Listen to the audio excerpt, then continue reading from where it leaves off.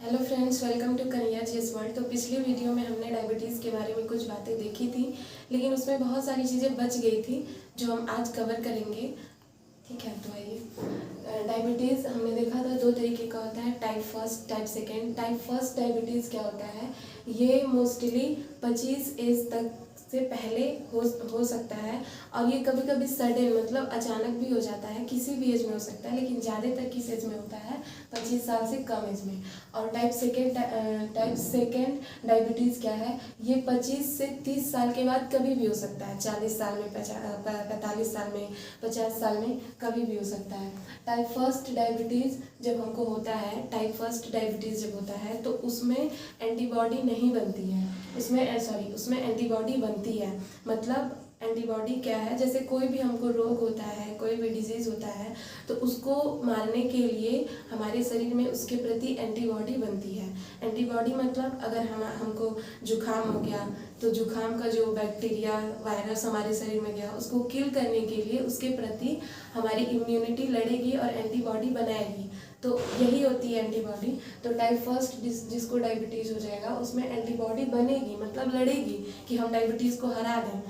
ठीक है, उसमें एंटीबॉडी बनेगी। अब जिसके शरीर में ये एंटीबॉडी लड़ जाएगी, उसको तो टाइप फर्स्ट डायबिटीज़ नहीं होगा, लेकिन जिसमें थोड़ा कम इम्यूनिटी होगा उसको हो जाएगा, लेकिन फिर भी उसके प्रति एंटीबॉडी लड़ती रहती है। लेकिन टाइप सेकेंड डायबिटीज़ जिसको हो जाता है, जैसा कि बहुत 95% डायबिटीज़ जिन लोगों को होता है, वो 95% टाइप सेकेंड ही होता है।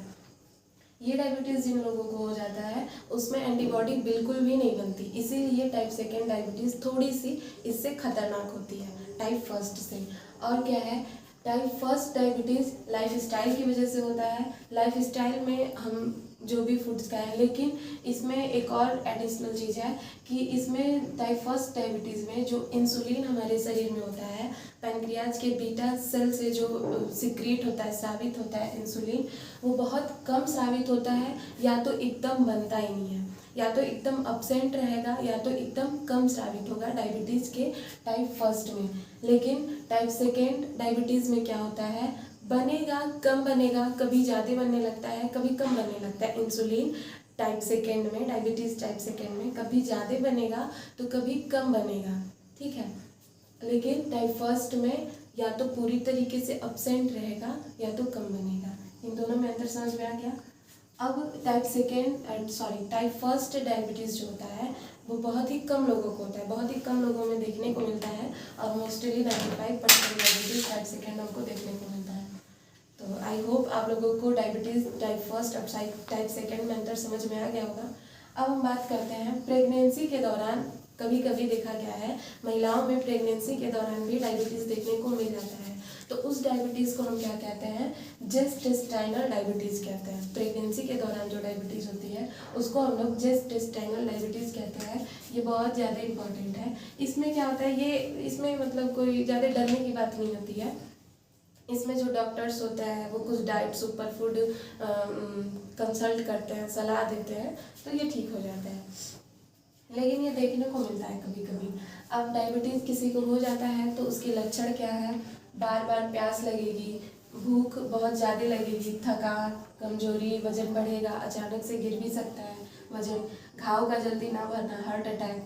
अब घाव जल्दी क्यों नहीं भरते हैं, क्योंकि हाइपरग्लाइसीमिया हो जाती है, मतलब ब्लड में ग्लूकोज लेवल ज़्यादा हो जाता है, इसलिए ग्लूकोज मतलब शुगर ज़्यादा हो जाएगा तो घाव नहीं भरेंगे। भूख क्यों बढ़ जाती है, भूख इसलिए बढ़ती है क्योंकि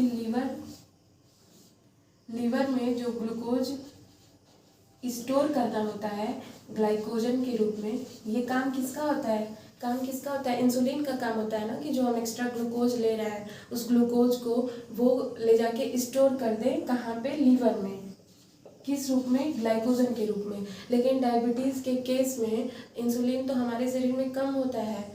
ठीक है, टाइप फर्स्ट रहेगा तो एकदम होगा ही नहीं, या तो कम होगा।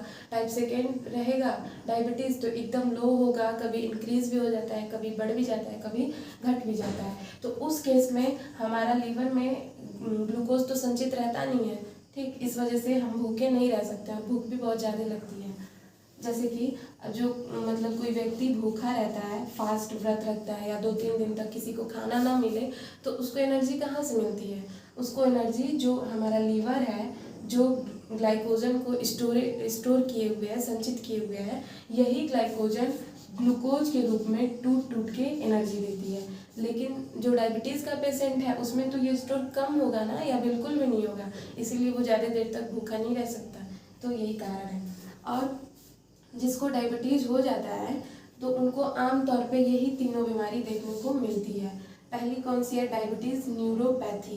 पैथी कहीं भी वर्ड आता है, PATHY, पैथी कहीं भी वर्ड आएगा उसका मतलब किसी न किसी डिजीज़ से रहेगा, किसी न किसी बीमारी से रहेगा। तो जिसको डायबिटीज़ न्यूरोपैथी मतलब ये रोग देखने को मिलता है, प्रॉब्लम देखने को मिलता है। न्यूरोपैथी, न्यूरो का मतलब न्यूरॉन से रिलेटेड, ब्रेन से रिलेटेड।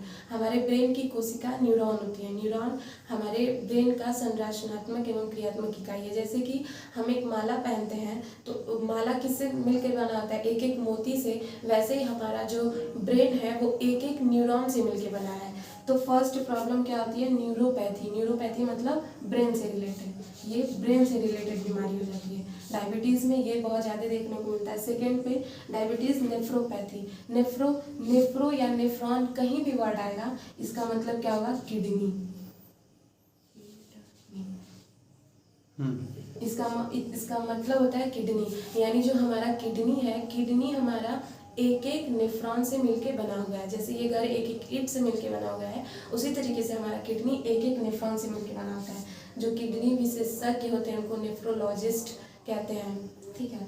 और जो ब्रेन के डॉक्टर होते हैं उनको न्यूरोलॉजिस्ट कहते हैं, इसीलिए कहते हैं। और तीसरी प्रॉब्लम क्या होती है? रेटिनोपैथी। रेटिना वर्ड हमारे आई से रिलेटेड है, तो ये आई में दिक्कत हो जाती है। डायबिटीज़ में ये आमतौर पे तीनों बीमारी देखने को मिलती है। पहला, किडनी में कोई ना कोई दिक्कत होगी, आई में और ब्रेन में। ब्रेन में भी दिक्कत हो जाती है, किडनी में और आई में कम दिखने लगता है। तो ये रहा आज का टॉपिक। तो आशा करती हूँ आपको ये जानकारी अच्छी लगी होगी, कुछ नया सीखने को मिला होगा। तो अगर आप ऐसा ही जानकारी, ऐसा ही वीडियो देखना चाहते हैं तो वीडियो को लाइक, शेयर, सब्सक्राइब जरूर करें। और थैंक यू सो मच।